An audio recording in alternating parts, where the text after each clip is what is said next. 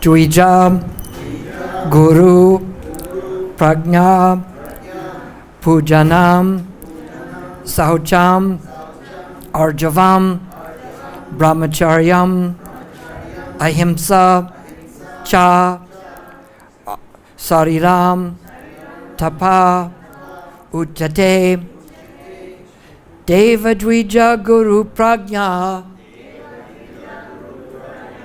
Pujanam Saucham Arjavam Brahmacharyam Ahimsa Cha Sariram Tapa Uchate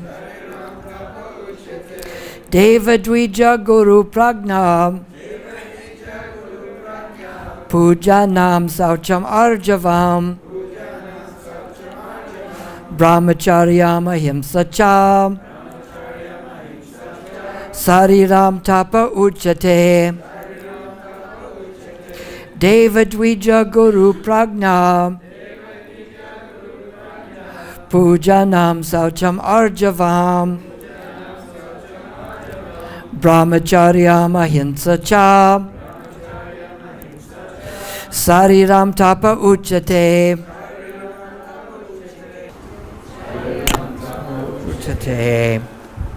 Deva of the Supreme Lord, Dvija of the Brahmanas, Guru, the spiritual master, Prajna, the worshipable personalities, Pujanam, worship, Saucham, cleanliness, Arjavam, simplicity, Brahmacharyam, celibacy, Ahimsa, non-violence, Cha, also, Sariram, pertaining to the body, Tapa, austerity, Uchate, is said to be. Austerity is the first word. A lot of people don't like that. You tell them, come over to our house, we're going to be doing some austerities. They call it the A word because they don't like it, right? People don't generally like austerities. They think that's something the Greeks need to use because they keep the other countries in trouble because they're all merged together. But we will discuss the next two verses because they deal with austerity as Krishna is explaining it. So the translation is, austerity of the body consists in worship of the Supreme Lord, the Brahmanas, the spiritual master, and superiors like the father and mother, and in cleanliness, simplicity, celibacy, and nonviolence. Remember, these are going to be a test on them. What are they? Cleanliness? And the purport by Srila Prabhupada. The Supreme Godhead here explains the different kinds of austerity and penance. First, he explains the austerities and penances practiced by the body. One should offer or learn to offer respect to God or to the demigods, the perfect qualified brahmanas, and the spiritual master and superiors like the father, mother, or any person who is conversant with Vedic knowledge. These should be given proper respect. One should practice cleansing oneself externally and internally, and he should learn to become simple in behavior. He should not do anything which is not sanctioned by the scriptural injunctions. He should not indulge in sex outside of married life, for sex is sanctioned in the scripture only in marriage, not otherwise. This is called celibacy. These are penances and austerities as far as the body is concerned. We'll read the next verse, not repetitively, because these both deal with similar subject matter. Text 15 is Anudavega karam vyakyam satyam priya hitam chayat svadaya piyasanam tatva vanmayam tapa uchate. Anudavega karam, not agitating. Vyaktam, words. Satcham, truthful. Priya, dear. Hitam, beneficial. Cha, also. Yat, which. Svadhyaya, of the Vedic study. Abhasanam, practice. Cha, also. Eva, certainly. Vagmayam, of the voice. Tapa, austerity. Uchate is said to be. So I'll read this verse in purport, and then we will talk about these two things together. So listen up unto what these are.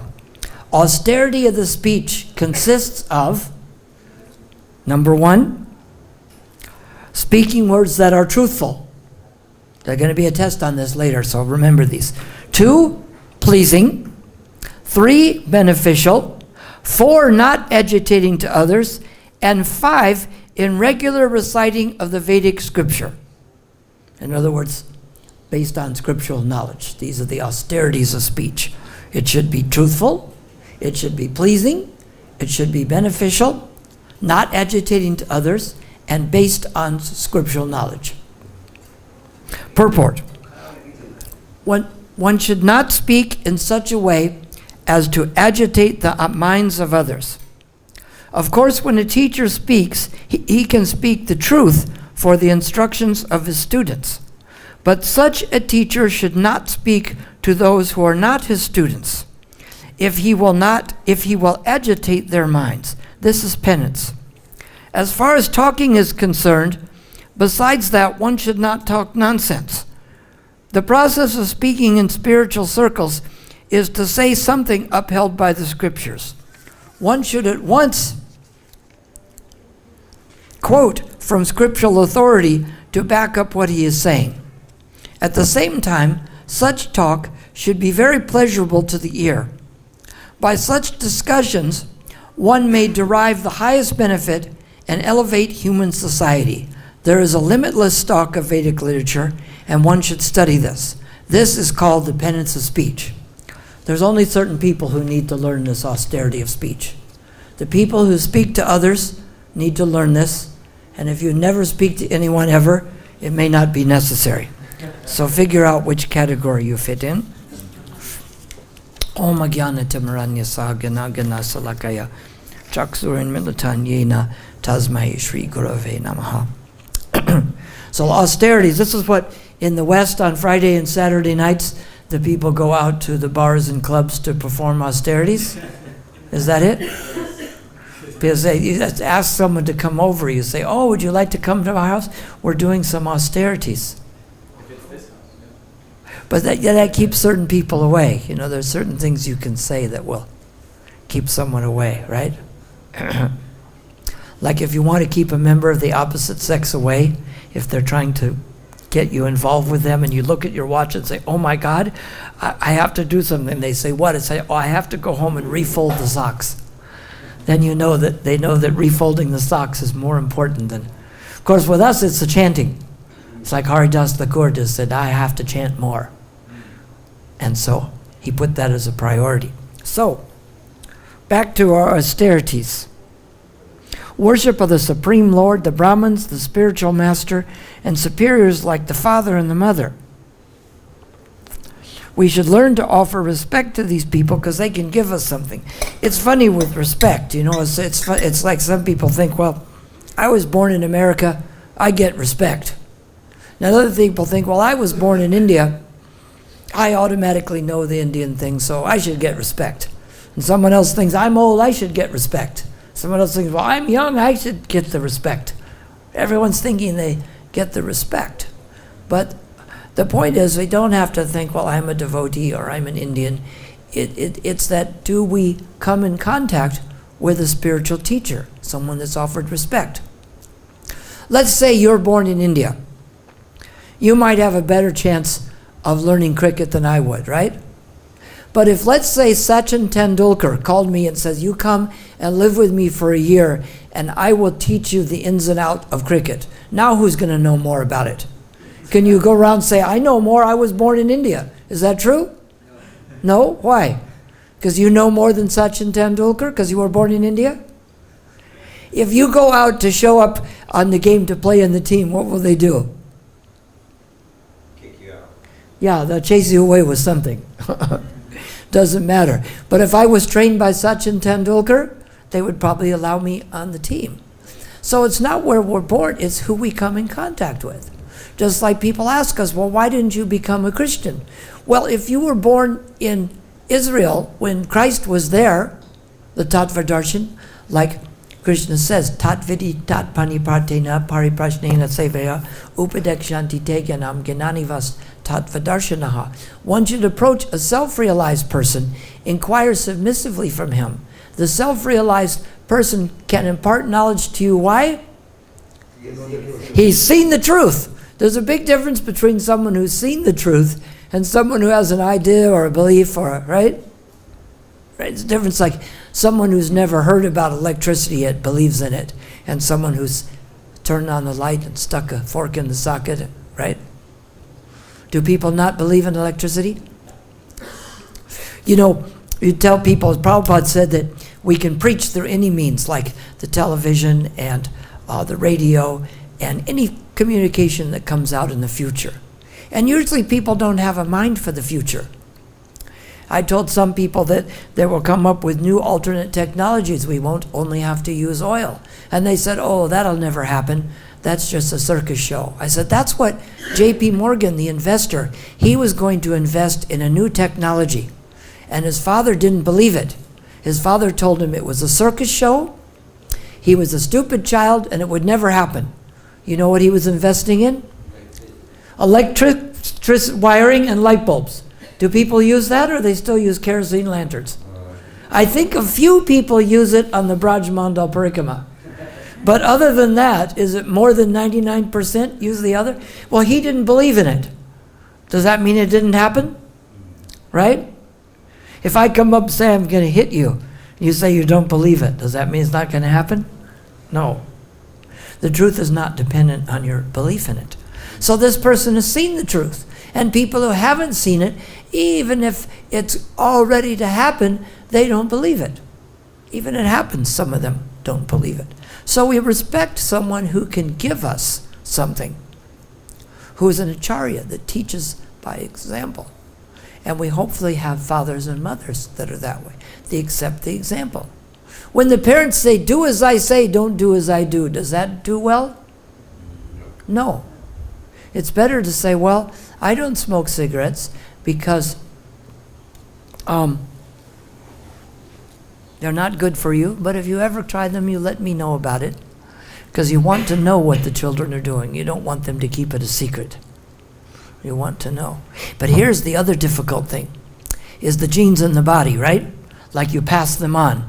If the mother and father, if one of them is tall, the child could become tall. Now, if one of the parents smoked lots of cigarettes, what happens to that child when he tries a cigarette?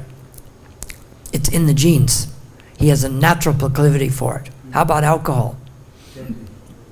They say if one of the two parents was an alcoholic, that child has 32 times the chance of being, because it's in the genes. They have it once and it's like, oh, I have to have more of this, because it has a chemical reaction, right? Just like this lighter. This lighter might burn me, right? But how do I stop it from burning me? We don't light it. But once you light it, it has its own effect. So we have to respect the people who are following the path that enlightens them and doesn't get them into trouble. And we have to inquire submissively and render service to them.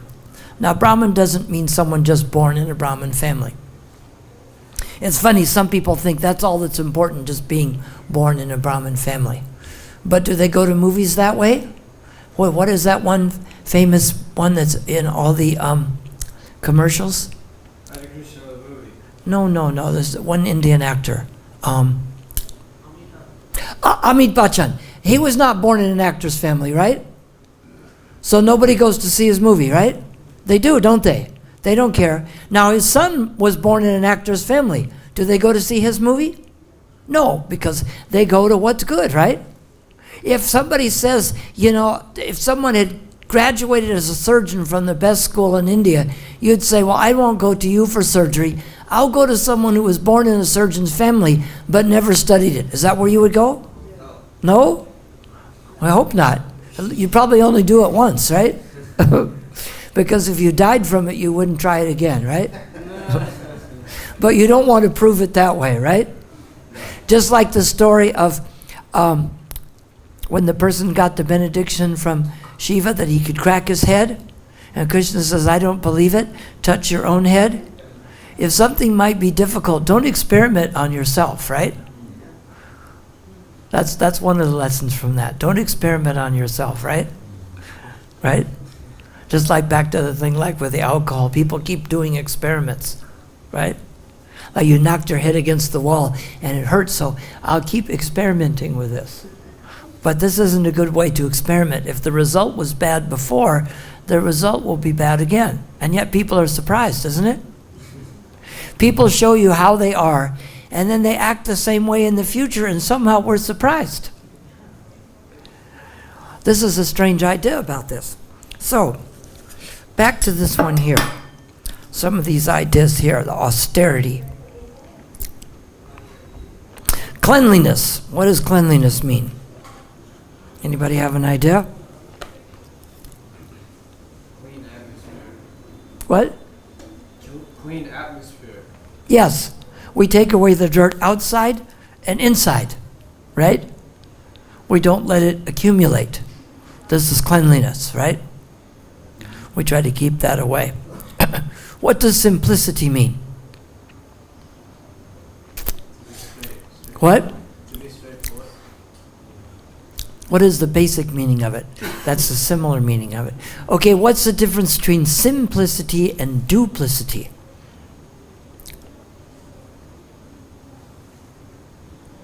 Simplicity means you're straightforward.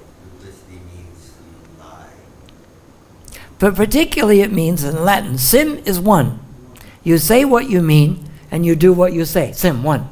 I said this, I mean that, is the truth. Duplicity is I'll tell you one thing, do, and do another. Sim is one, do is two. So duplicity is doing. I asked one person that seemed to lie a lot. I said, if I ask you a serious question, will you tell me the truth? He says, okay.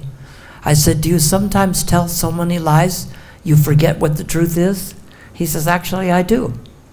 But simplicity, you just say what the truth is. After all, if we, let's say we don't want to be embarrassed by saying what we do. We have two things to do, right? We can either change what we do or change what we say, right? So if we don't, if our actions are integrated, meaning outside and inside is the same, then we don't have to worry. But if we're trying to present something different, if you're a spy for some other country, you can't tell what you do. Yes, I'm a spy for this place, right? You have to be duplicitous. You have to have a second story. But simplicity means we are what we say we are. We do what we say we're going to. One. It means one thing because we have one single purpose. A lot of this comes in having a purpose. Just like, say, when Vaisheshika is distributing books, he has the purposes involved, right? To create a good impression, to get the person involved, not to have an argument, right? If the purpose is to have an argument, then you say, hey, you look stupid. You don't say, you look spiritual, right? You would approach things completely different. You say, gosh, you know what? I've never met anybody as ugly as you are. Are you as stupid as you are ugly? If you're trying to get in an argument, you think, why? If you're arguing, then what was the point? Then you should have started that way. You have to think, what is the point I'm trying to complete, correct? So we have cleanliness, simplicity, celibacy. That's what they like at the colleges in America. All that here in the cities these days, it's not that that sex before marriage is becoming a lot more prominent. Especially Delhi, isn't it? Yes? Is it not true? You know, Indian women now, there's a lot more of them who experience sex before marriage than used to, especially in the big cities. It's funny, I asked somebody years ago, he would get all dressed up and go out to nightclubs to go meet a woman and bring them home for sex. And I said, do you ever take the same woman home twice? He says, no, what for? And some women think, some people think this way. And some women in the West, the women who are like that are even more that way, because it's very easy for a woman to find a partner. The man has to have money and a good story and all that, whereas a woman could just show up and a man will take her home. He may not want to keep her, but it's pretty easy for a woman to go home with a man if that's what she really wants. It's not that difficult of a thing. But then we have to think what the purpose is. Right? What do we want to do, and where will it lead? I think each thing I do, well, where is this going to take me? Where will I go with this? So especially this idea, this is why it's funny, because some of the disciples of Prabhupada, many of them know more about ashram than some Indian people, because the Indian ones, usually they just went to school and got married and had children, or else they just became a brahmachari and never left it. Whereas, disciples of Prabhupada, first they were brahmacharis, and many of them got married later, and many of them took sannyas. They went through all their different ashrams, which is the idea, because at first if someone is trained in how to control the senses, then he doesn't go so crazy. People are trying to enjoy. The trouble is that it's chewing the chewed, like the sugarcane juice. You keep chewing it, and the juice disappears, so you keep chewing harder and harder. And they think this way and that way, right? They'll have a wife, but then they'll go out to the naked dance also, and they'll go to see something different, or try to find someone else. And so many ways. So Prabhupada said, try it this way and try it that way, right? I think I'll slap myself. That wasn't so good. Try it this way. Oh, how about that way? How about that way? Or maybe I'll do it a different way, right? I just haven't figured out the way to make it pleasurable, right? Is that it? Is it? No? But that's what we think. You just have to keep trying it. And so, this is not the things that people tell. We're having a class about austerity and celibacies. I tell them that, would you like to come over? And they say, what? And how about nonviolence? What are some of the ways we can be nonviolent? Cows is good. In America, people complain that the cow is sacred in India. But which is actually more sacred, the cow in India or the dog in America? Because here are some people, they won't kill their cow. But if it's injured quite often or sick, they'll just leave it somewhere, right? And they don't take it to a cow groomer, do they? And they don't take it with them everywhere. There are people in America, everywhere they go, that dog goes with them. If that dog, it goes to the dog hospital, and then it goes to the dog groomer. And the crazy thing they do is they tell them to spend all this money to try to save the dog. And then when the dog can't be saved, they want you to spend money to kill it. Well, why did I spend money to save it, and now I have to spend money to kill it? Why not just not do either one? Spend money to save it and then spend money to kill it? Right? I mean, does this not sound crazy somewhere? It's one thing if you say, like, when a person or the animal is so injured, now it's time just to let them have their peace and their and let them go on their own. It's funny, and the animals do it, they go by their own and sit somewhere. I remember there was this one bird, old sick bird at the beach, and he was sitting by the corner, and these two dogs came up and looked at it, and they bowed their heads to it, and for like 15 seconds, and then wandered off, because they could see it was trying to be alone, to die. There's some specks. So in nonviolence, we don't try to hurt anyone. We don't try to cause pain or suffering.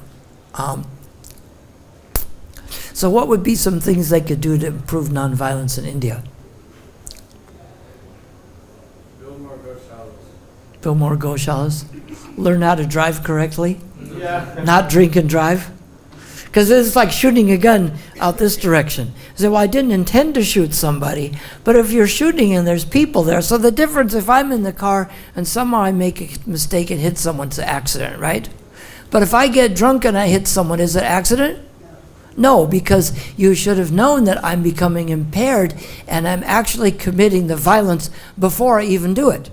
Just like if I'm driving down the road, I hit you by mistake, it's a mistake. But if I see you and run into you on purpose, drunk driving isn't considered much different, because it's considered that you've put yourself in a state where you could cause violence, like shooting the gun this way. There's people out there, there's a good chance you could hurt someone. So we have to think of, and now I say some of our drivers even drink and drive. In a village, they don't get arrested as much. And they say, so in this village areas here, there's some people go get a proper license, some people pay a bribe, and other people just get in a car and drive it, right? And then some of those who already don't know how to drive, and then they get drunk and drive too. At least don't go with them. I rode on the rickshaw back from Lloyd Bazaar. These 2 kids are driving. Next time I will never take an auto rickshaw with 2 kids, because a monkey jumped on the back and they turned around to look at the monkey and went off the road and hit the legs of a guy who's sitting there. And the people came out and beat him with sticks. And I thought, well, they're going to demand money, obviously. And then they just let him go. And then what's the point? If you're going to beat him, demand money for the injury. Don't beat him and then send him away. But anyway, I didn't say anything about it either way, because it wasn't my fault. And I didn't tell him to run them, and they weren't addressing me about it. So I just kind of, but I don't ride with kids again. If they look like they're kids and they can't do it, or if someone looks like they're drunk. So these would be some things, right? Drinking and driving is an act of violence right away, isn't it? It's bad enough they have to do it, but at least cause the suffering to yourself. Like if I hit myself, it's one thing. If I hit somebody else, that's something else, isn't it? So nonviolence can be in so many ways. Not doing things that hurt others spiritually or physically. Learning how to drive correctly. Just because people don't do it correctly doesn't mean there aren't traffic laws in India. They do have them. And there are a few things that are common sense. They kill 450 people a day with cars in India. Right? It's amazing. So we can learn how to do things in such a way that we don't hurt others. Trying not to insult them. So we think of these things, how to act in a nonviolent way. Celibacy, we think, because when we're concentrated on Krishna, it's like marriage is a concession. Because at least if someone has a wife, then they think, well, okay, I'll go home to my wife later, and our main purpose is to serve Krishna and raise children. But if every woman becomes an object, then your mind is here and there and this and that, and the whole world is here for my pleasure. And yet the whole world is here for my pleasure, but my mind wandering all over is causing me suffering. And this makes it worse. If all these things for my pleasure are causing me suffering, at least if I say I have something for your suffering, right? Like if I say, come here, I'm going to burn your hand. This is for your suffering. But if I say, put your hand out, you're going to enjoy this. And then I burn it, it's even worse, right? Because you were expecting to enjoy. And because you were expecting to enjoy, if I burn your hand, you enjoy it, right? But you were expecting to enjoy it, right? So does that make it better or worse? It's almost better that you say, go ahead, burn my hand, and you know. But if you close your eyes expecting a sweet ball and I burn your hand, it's even worse. So we're expecting happiness, and instead, then the senses require so much satisfaction that it just can't deliver anymore. So, the next verse we're talking about was the austerities of speech. Right? Think about these ones carefully. It should be truthful. It should be pleasing. It should be beneficial. It should be not agitating to others, and based on scriptural knowledge. You know what's amazing is I try to employ these, and I remember along those lines that I shouldn't be trying to create bitterness and suspicion and jealousy and pain. Like saying, did you know what he said about you? He says, yeah, he said the same thing about you, right? Without even saying anything, I can create this suspicion and this problem. And what amazes me is even though I try not to do this inadvertently, I can do it, and I become so ashamed of myself for it having come that way. So I just think I have to become more conscious of it and work on it more carefully. There's only about 701 verses in the Bhagavad-Gita, right? Not all of them spoken by Krishna. So if Krishna mentions these must be important. And it certainly makes good sense. Can you put up an argument about why we shouldn't speak truthfully, pleasing, beneficial, not agitating to others, and based on scriptural knowledge? Can you give me an argument why we shouldn't do this? Who has an argument why we shouldn't do this? Why? There was this story of some thieves. There's people who were running from some black woods. Mm-hmm. And they went to hide somewhere. And the person he was always truthful. Mm-hmm. And therefore it's asked this person where these people were. They should have lied to save these people. This is the exception. But the fact that it's an exception shows that generally the rule is that way. When someone's asking you the questions, this is different. But when you set out to speak to someone, can you think any reason you should start with being untruthful or unpleasing? Can you argue against these? In other words, can you argue against these as a principle? Like, as a principle? Well, well, you know how they do that, don't you? I buy the thing for 1 lakh of rupees. I sell it to my wife for 2 lakhs.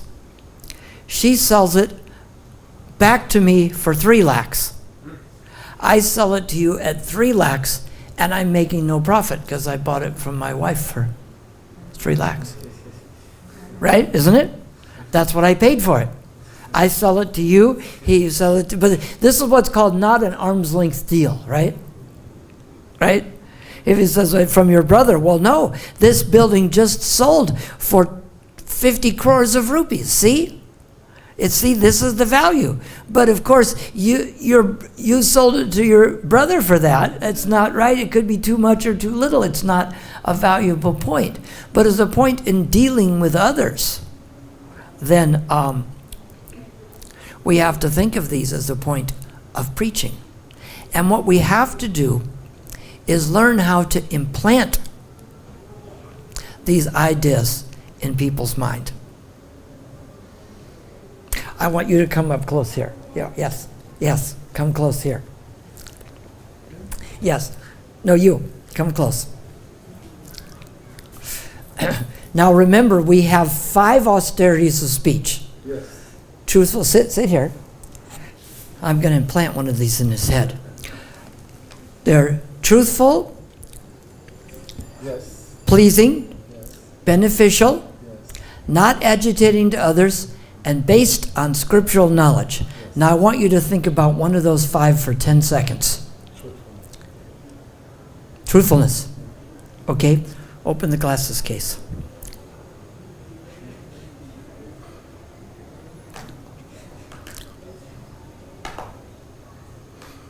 This must be. What does it say? No, what does it say? Truthful. How about that? How about that? See? So we have to learn how to implant these ideas in people's brain that they think they came up with it, right? We have to practice these in our own life, right? That's how we practice these. So we think about ways that we can practice these in life, like when we're talking to people. We think about the difference when it's not pleasing. And we think about these like in preaching to people. Like Prabhupada says, like some people come up with all these conspiracy theories and difficult subjects. And I says, yes, Prabhupada says that when we're preaching, we go in like a plow and we come out like a needle. Is that correct? Why not? You go like a needle and out, you start with something simple. Like Vaisheshika says, what to them? You look like you're spiritual. Are they going to argue with that? No. If you tell them something that's difficult, you're already creating a difficulty. You know, why create, like Prabhupada said, why create misunderstanding? Misunderstandings are already there. We don't have to create misunderstandings. I say, you're one of those. You don't have to say, what do you mean, one of those, right? You don't have to say what it is. It's so easy because misunderstanding is already there. We quite often have this in our own head. You know, I think it many times. That's all right. That was another one of my mistakes. There's a big list of mistakes that. So even though I try not to do these things, but you know what you do is if you make a mistake, you should be willing to admit it. Because it's not very helpful to yourself, and it's not very becoming if you make a mistake and you start to make excuses for yourself. I'll tell you that any devotees can say that Prabhupada was not very impressed when Prabhupada mentioned something to them, and people, first thing they thought of was excuses. How about, I did that wrong? You're not going to die from it, are you? Right? You're not going to do this, I did that wrong, and I'm going to work on doing it better. It's such a much better feeling. And if you hurt someone's feeling, you say, I'm sorry that I hurt your feelings somehow. If this happens when we don't even set out to do it, how much more often does it do if we're not careful about that, right? But we're thinking with a lot of these things go along when we're dealing with others. I remember Radhanath Swami was giving a lecture. He said, how do we deal with others? He said, well, the first premise is, how can I be helpful? Anything helpful, well, we're going to tell someone the truth, right? You don't tell someone, oh, yeah, Delhi's in South India. Take a train to Chennai and then get a taxi from there to Delhi, right? It's not truthful. Is it beneficial? No. Are they going to be pleased? No. Was it agitating? Not until they find out, right? And it wasn't based on proper knowledge. So sometimes, we have to think, like I remember somebody said he was having an argument with someone and he didn't know what to do, so he hit the person in the mouth. So if you don't know what to do, what do? You don't do anything. Perfect. Because then what you do is you consult scripture, ask someone else, pray about it, do something. But if you don't know what to do, you don't just take some action, especially a negative action. Maybe if you don't know what to do, you pray. Maybe you have some long, erudite prayers about, I offer myself to the Supreme Personality of God, who is the creator of all that be. Or the poor man's prayer, that just help me, Krishna, right? Something simple. But we don't take an action until we know why we're doing it. We should have a real good point of what we're doing and what we're saying. And it's so easy for this not to come about. But we should think about this before we are taking any action. And we can plant this in others, how that when they say pleasing things to people, it's so much better. Because people are affected by what we tell them. I did this with someone I knew. I told him, you look a little tired. Are you okay? What do you mean I look tired? I had 3 other people come and say, are you okay? You look tired. And he says, you know what? 3 people have come and told me I look tired. I said, well, go in the bathroom, splash some water on your face. I bet it'll help. So I had 2 people go and say, hey, you look pretty good. Have you had some rest lately? Been eating healthy? He says, it worked. As soon as I put water on my face, people came up to me and asked me if I'd had rest and I'm doing well. And then I told them that I planned it both ways, right? But it's true, you tell people something, right? Then they start to believe it. So, you don't want to give people messages that make them feel bad about themselves. You want them to take some action. It's like Guru Prasad Swami was giving class this morning. Who was there? And he was saying that if the child is walking and keeps falling, when is it difficult for the child? Someone else was saying that too, with only if they quit trying to walk, right? They have to get up and keep trying. So there's a difference between if we make some mistakes and we admit our mistakes and go forward. Just like if you hit someone with a car and you say, boy, you know what, inadvertently I did this and let me pay for the damage I created. That's different than hitting someone on purpose or getting drunk and causing an accident because you're impaired, or setting out to insult and to hurt people. What is your intention? right? Like when you're distributing books, do you think just by some chance Vaisheshika distributes books, or has he conspired to do this? He's conspired and thought about it, right? It isn't just that magically people came up and he just happened to have a book. No, it was all planned out. So, just like we can see when we plan spiritual things, we make progress. If we plan to hurt other people, plan to create difficulty, we can create the things on our own. Misunderstanding is already there. But we should be careful to think. Think carefully before you say something. Like when you're talking to someone, you have it planned, almost like a sales presentation. You have a planned reaction. They're saying, you look spiritual, or, oh, how are you doing today? Or you have planned what it is that you're trying to say to them. You don't just say things. Now, I'm not saying I don't do that, but I think about it carefully. How to try to think before I talk with someone, what am I trying to accomplish? Sometimes we set high goals, sometimes low goals. Like someone comes for the first time at the feast at the Sunday program. Do I try to convince them how much I know? Or if I just convince them that they made a friend in me and they want to come back next week, is that a good enough goal? It's simple, but it's easier to achieve to make them have a good experience so they feel like coming back next time. So we think, how can we say things that are pleasing? Think of things like they even say in sales to compliment people on things. Wow, those sure are nice books you have on the shelf there. And it doesn't have to be a lie. You can think about something. Wow, you sure seem to have a neat garden here at your house. I like the color combination in your clothes. It seems like you match well. You're being truthful. You've picked something. You're not lying and saying, wow.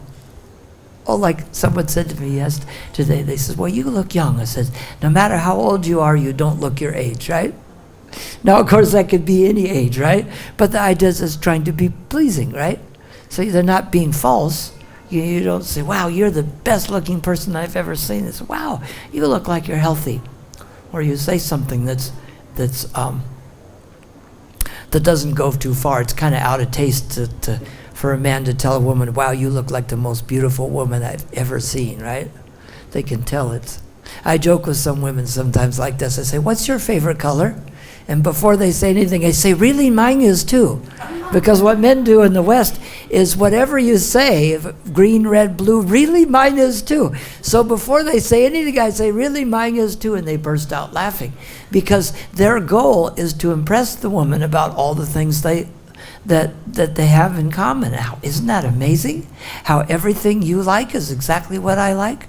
Which is your favorite country? Really, mine is too. Isn't that amazing? We have the same favorite country. Which is your favorite food? Really, mine is too. Isn't that amazing? We have all the same interests, right? And it sounds pleasing, but is it truthful? No. And is it motivated by something? I'm trying to please them, but I'm trying to butter them up. Or they say it, too much devotion is the sign of a thief. Because if somebody's always against you, that may be bad, right? But if someone never disagrees with you, say someone wants to borrow 1,000 rupees and you call them a bunch of names and they say, you're probably right, but can I still borrow the 1,000 rupees? Then you know they're, right? This is how some of the people got away with when we didn't understand about child molesters. You know what the child molester, how they deal with the authorities of the temple? They do, you know how they deal with authority? They do everything that person tells them. Everything. They try to be the biggest supporter, but behind the scenes, they're doing something wrong, right? Just like a good criminal. The good criminal will pay every bill on time. He'll drive perfectly. He'll do everything except the crimes that they're committing. So they look like they're doing really good. But this is called being insincere. And people don't know what sincere means. Does anyone know what sincere means? It means without wax. Because in the Roman days, they would put, you can make like the clay cooking pots and say there's holes in it. If I put wax in the holes and you fill it up with water, it won't leak, right? So you say, fine. But if you go home and cook with it, It won't stand the heat. So you can make a show of being a good devotee. You can make a show of not doing certain things, but does it hold up to the test? When a little heat comes, it leaks. It looks like it's there. You've made the effort to make it look like it's secure instead of actually make it secure. The difference would be to make the pot, to fill it in with clay so that it's actually not going to leak, or to make it look like it's not going to leak. Just like if you want to play a trick on someone, you take like the plastic cup or paper cup of water and you put a little hole in it and you have your finger over it, right? And then you say, oh, here's some water, right? My finger was over it. And then the person's holding it and it's leaking water on them, right? But it looked good, right? Until it got on them. So we have to think, am I trying to actually be good, or am I trying to make a show? And we probably see there's something somewhere in between. So we have to work on it. This is sometimes why it's good we wear dhotis and do all the things and put tilak. But I've noticed some of the people who are trying to make, now many good devotees put on perfect tilak, but the ones who are trying to make a show, they make sure that dhoti looks just perfect. I've seen some of the people take 10, 15 minutes to put the dhoti on, make everything right. And they're devotees, but some of them were the biggest cheats I've ever met in life. And yet they looked so perfect in the way they dress. And I think it's good to dress properly. That doesn't mean you shouldn't do that. But is someone doing that as a show? To make it look right? To make it look like my favorite country is yours and my favorite food is yours? Or is it, so what is the motivation? Are we trying to help people, or are we trying to help ourselves? Right? Just like when the person is giving the cheating investment, does it sound really good? It sounds too good to be true. And then it turns out it's not. Is that right? So we have to investigate things. Just like with business things, it's speculation when you don't know what it is. Right? Like if you buy a piece of property, just buying it, but if you find out it's worth 5 crores and it's for sale for 3, is it speculation to buy it for 3? No, it isn't. But so if you find out what something's really worth, it's not speculation. So we have to gear our life in the same way. And I know I constantly have to readjust this. Even though I'm careful to do that, I have to think when I'm talking with someone, what is my purpose going to be? That's why many times with devotees, maybe you start with, how can I serve you, right? And then they may say, oh, well, just be my friend, or can you do this, or can you carry this for me here, or the thing could just be, but what you start with, right? What do we start with? What are we going to say to them? How can I serve you? I think of that in a way. Sometimes there's so many ways that we can trick ourselves with this. Like I joke, I tell people, I'm just a humble servant. But you're the servant of a servant, so you have to serve me. And I know it's, somebody corrects me that I did something wrong and said I need to watch that. I appreciate that, because then I can do it better and be more careful about it. Just like when I was at the Madhavan and the person says, get out of the road right now. I figured he had a good reason. And a bull comes around the corner pulling a cart, and it was a small road. It was covering the whole road. I would have been run over. So if someone says, hey, what you did isn't a good idea, and they just tell it to me, and then I'm willing to work on it and look on it, because even though sometimes it's tough to hear that we made mistakes, if they're telling us something we can do that will help us, then we have to be thankful for that, and be thankful that they're saying it to you and not to everybody else. But I know I try to be careful, because I know when people say insulting things to me for not a particular reason, and that happens even here in Vrindavan. People are just out and out say something insulting to me without any particular purpose, that they've said that. They say it out and out insult to my character, or things they say I've done which I didn't do, and I'm just wondering, well, why? And so I really try, even though I'm definitely not perfect at it, but I don't set out to say insulting things to other people. Because if that's the intention, to just say something insulting, it's one thing if you have something to say to correct someone, or another thing if you know it for true. Like I say, your investments are bad investments. said, well, have I seen your portfolio? Right? If you show it to me and I look at it, I say, well, you know what, maybe you should look at this because this thing isn't as good, and this one here, and particular reasons for your help. But if I just say something about what you're doing, or your service is a bad service. Oh, do you know what service I do? Well, without knowing the whole situation, that's where it's speculation. You give an opinion on something without knowing what it is. That's just another form of speculation. So first, if we're going to judge people on things, find out it is what they're really doing, right? I say, your job in New York is not good. Do I know what his job is? No, I don't. But let's say he told me before he was doing some good job and he was making a huge amount and now he's sweeping the street. I go, the other job would have been better, right? But without knowing what he did before, what his exact job is it going to make any sense to say that? Is there any purpose to it? And is it based on knowledge? Right? Back to the thing you'd say, well, I'm trying to be helpful and truthful, but how can you be truthful if you don't have the knowledge of what someone's doing? Right? You live in the wrong city. Yes, I do. Do I know what city he lives in? No. Don't I have to know this first? Like Prabhupada says in one lecture, you have to educate yourself on the matter. This goes with all kinds of things. If you don't want to have an opinion about it, you can't have an opinion without not educating yourself on the matter of it. Isn't it? You have to study the things. People think they're born in India. How many people here can name all the states of India? Yes? Who? Can they? No. You can't? Yes, you can. You know them all? Because they keep coming up with new ones. Just when they learned them all, they came with the Uttarakhand and the Chhattisgarh and the Jharkhand, and now they have a Telangana, right? So they have new ones all the time, and pretty soon they're going to break this state into Harit Pradesh and Purvanachal and Bundelkhand. So, every time you turn around. But just because someone is born in India, I bet many people I can name the states of India more than many people here.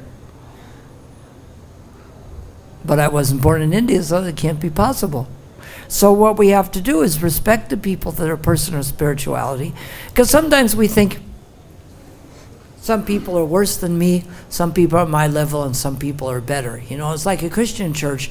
What they try to do is bring everybody has to come on Sunday, or you go to hell. But then they try to bring the standard down. It doesn't matter if you smoke or drink, so just so everybody can be a member. It's just like if I say, hey, I'll pay you 500 rupees to join my club. Will you join? No other requirement.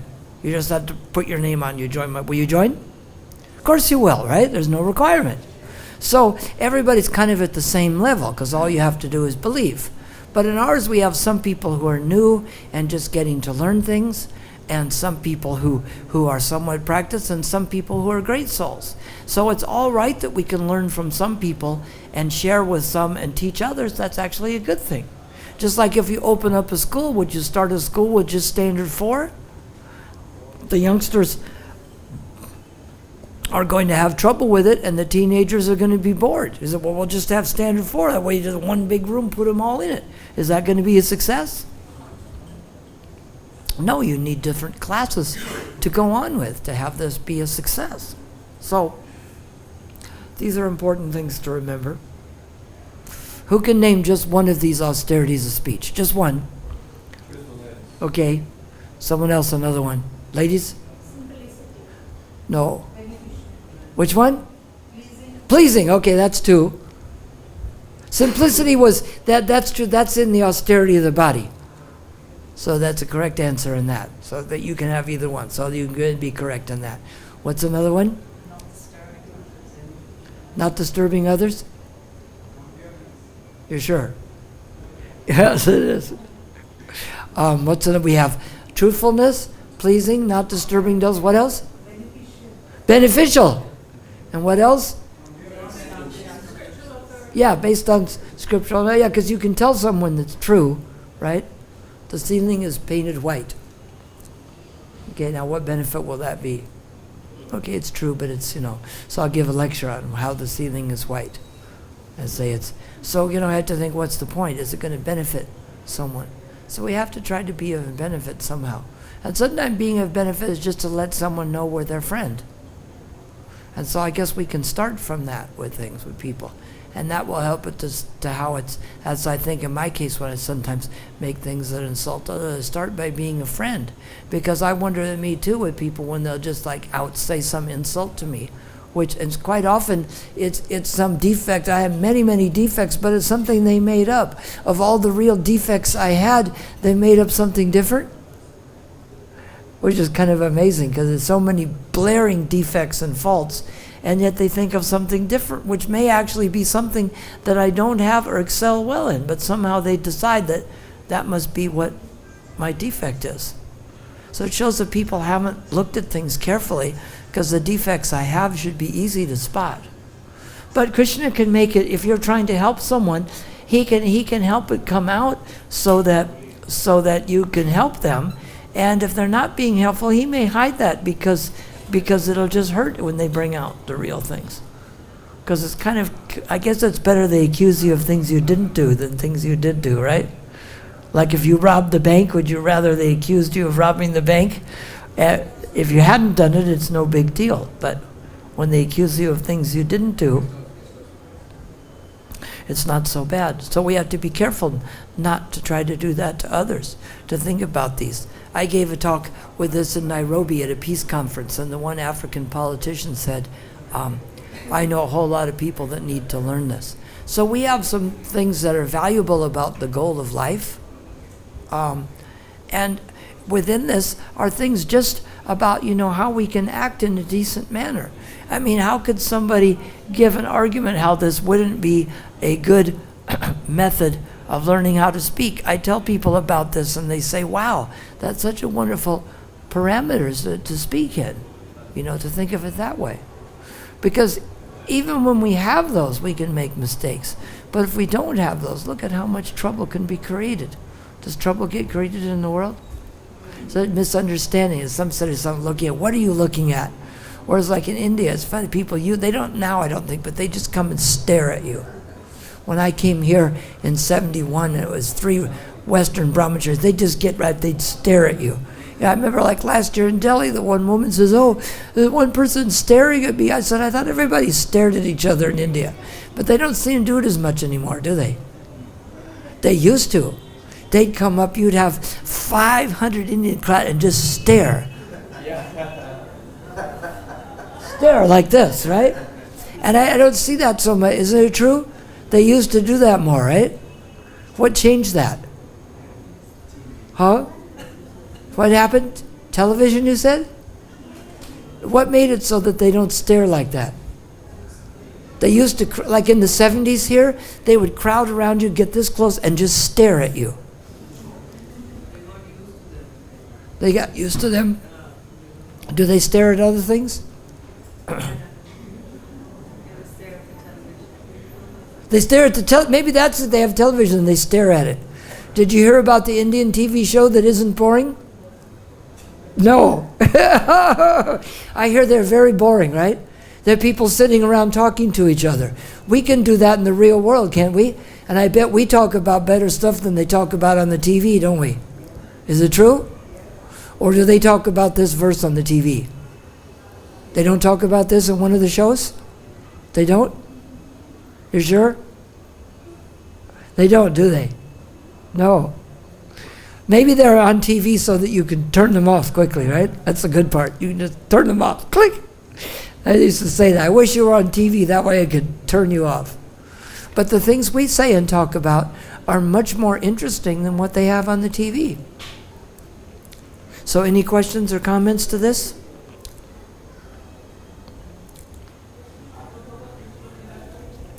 Shall we quit there? And please help me not to commit offenses. That's the idea. We're all supposed to be here to help each other. Like I said to someone, instead of blaming things on others, we should think how we can be helpful to others. If they have a fault, how can I help them out of that? Not put it on Facebook, right? Oh, I know someone that she was discussing her problems with somebody, and then that person started to share all her things with other people, so she didn't want to talk to her. So the person put on Facebook, there was a picture of a closet. They had to have a skeleton in the closet, which means things you're trying to hide. And it says, why are some people trying to hide their skeletons when I know what they really are? And puts it on Facebook, right, for everyone to see. So we don't do like that. We don't think of ways to make others look bad. If we do it by mistake, yes. Question. Yes. So how do we know if what we're saying to others is agitating enough? Well, we have to try to think. We have to think about the other things first, trying to be truthful and pleasing, and think about it carefully. And if it starts turning that direction, then we stop doing it that way. I know myself, I've done that, not trying to agitate others. Somehow I said something that was very agitating. It didn't mean it. It was, it didn't mean, like I was saying in a group of people, it's like in America, they were talking about breastfeeding, and I said the Surgeon General suggests that they breastfeed breast milk only for the baby for 6 months. But I said it in front of a woman who was not able to create breast milk, and that was very agitating. And I immediately afterwards, when I was told, I said, "Oh, I'm very sorry. I didn't mean to hurt by that." So sometimes that can happen, that we're not thinking about it or we didn't know it, and then we apologize for it and say, "I'm sorry. I didn't mean to say something that was hurtful." So if you think you're not going to make mistakes, but at least don't set out trying to make mistakes. That's the difference, right? Are you trying to hurt others, or are you trying to help others? Focus more on being truthful and beneficial. Yeah, and then think carefully with, certain things that are, might be bothering to others. You just like they say in sales, you ask somebody, how many are in your family? You know why? Because like for me, I had a child that died. Say, how many are family? Well, I have 2 children and 2 grandchildren and 1 great-grandchild. If you say, how many children do you have? It reminds me that I had a child that died, and then you thinking about that. So even in things you say, how many are in your family? Right? And then they tell you, well, I have 1 wife, or I have 2 children, or I have a grandchild, or I have whatever they have. But if you say how many children, then if 1 passed away, they may concentrate on that. So it takes some careful thinking of saying, just like they say in sales too, you don't say sign the contract, say, can you okay the paperwork? Right? You say things in a softer way, right? Isn't it? Like you're asking someone to do service. You say, listen, so we need to have the pots cleaned and the floor washed and the trash taken out to the bin. Which of those 3 would you like to do? Hey, you better do some service. You put it in a choice, So it takes practice. It's something we have to do in practice. Right? It's like the people play that sport, like a cricket or some other sport. As good as they are, they can make mistakes, but they go back and practice how to do it better all the time. That's what they call it, practicing, right? We're practicing Krishna consciousness because we don't have it right yet. So we have to practice how to do these things.